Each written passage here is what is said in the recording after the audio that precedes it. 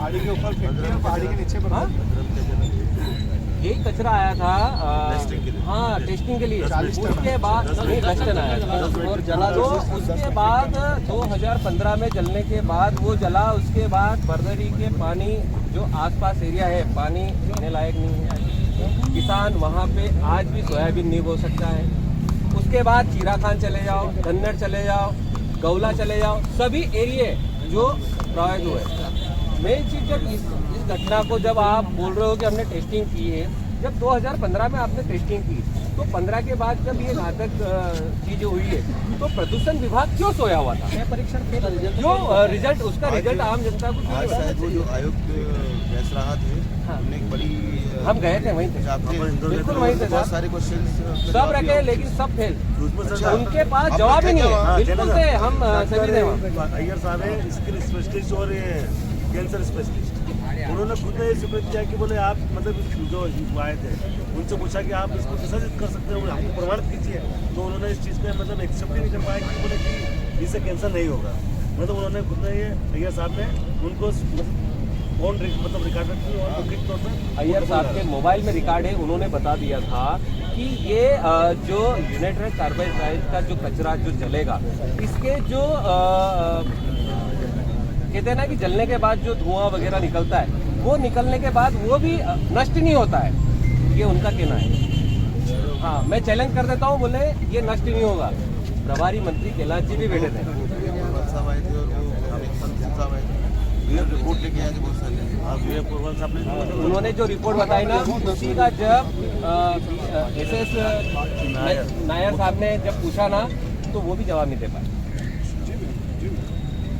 और एक खड़े होके सज्जन बोल रहे थे कि ये 40 साल हो गया था, 40 साल में तो कचरा के अंदर जो जहर था वो खत्म हो गया है। तो खत्म हो गया तो इतनी सुरक्षा से क्यों लेके आए? मैं भी यहाँ इसलिए बैठा हूँ कि बड़े दुर्भाग्य की बात है कि पूरे प्रदेश में और पूरे देश में अगर सबसे ज़्यादा कैंसर के पीड़ित है वो अकोलिया बरदरी हमारे गांव में पास में। और उस गांव में अगर सबसे ज़्यादा कैंसर है 2015 के बाद 2015 के बाद गवर्नमेंट के पास ऑन रिकॉर्ड था पूरा। उसके बाद सर उसके बाद उस गांव में एक मिनट उस गांव में सबसे ज़्यादा कैंसर के पीड़ित मेरे घर में। मैं फाइनेंशियली भी मेरे अंकल में मैंने 70 लाख रुपए लगाए कैंसर में और फिर भी खोया है। कैंसर कहाँ था? सर में ट्यूमर हुआ था।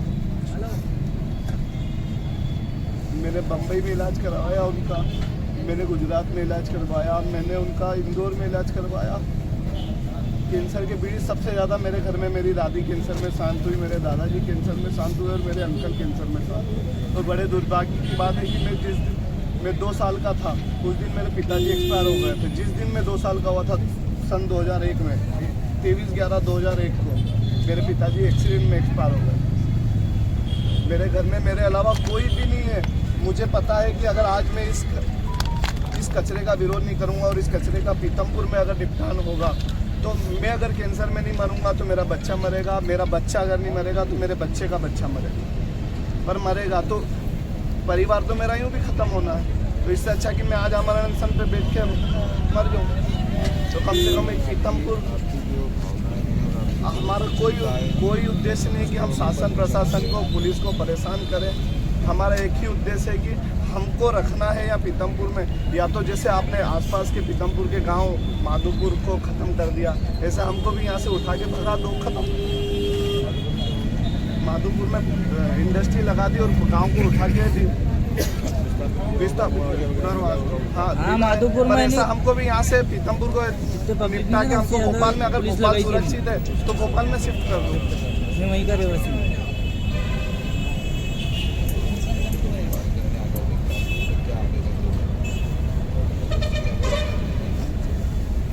अभी कैसे कल आप लोग कैसे कल का बंद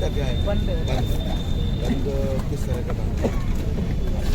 सभी व्यापारी जो इच्छा से और सभी व्यापारी की इच्छा है कि हम बंद रखेंगे और ये कचरे का पीथमपुर में ना जले उसके लिए हम बंद रखेंगे। और कभी सरकार इसको जलाएगी तो पूर्णतः व्यापार बंद कर देंगे हम आने वाले टाइम। आज आप गए थे वो एक रिव्यू पिटीशन की बात की? हाँ वो चल रही है।